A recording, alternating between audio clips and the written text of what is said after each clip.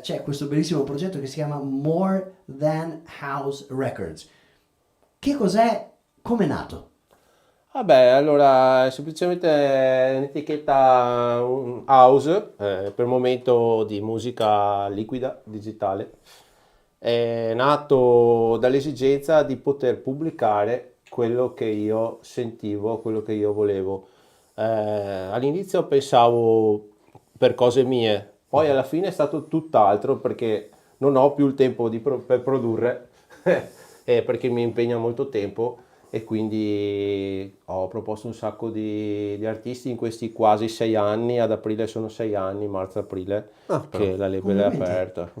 È partita tutta da zero, complice anche il tempo disponibile per il lockdown, i sabati e domenica a casa, quindi ho potuto sviluppare la grafica e quant'altro, le selezioni.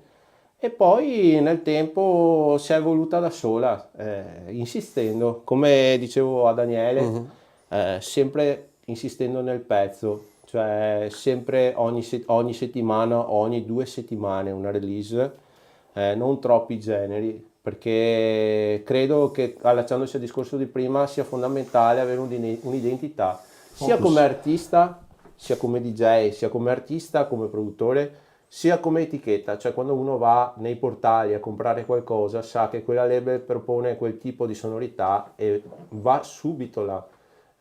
Anche perché, come dicevamo prima, escono migliaia di tracce ogni settimana, migliaia di tracce e non c'è una selezione accurata, nel senso che magari con master che lasciano a desiderare, produzioni insomma non proprio ok.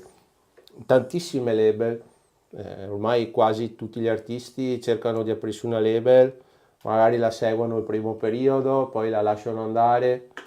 E il trucco sta proprio nel essere costanti, proporre la propria musica, la musica dei propri artisti, ed essere costanti ogni settimana e non far uscire qualsiasi cosa pur di far catalogo.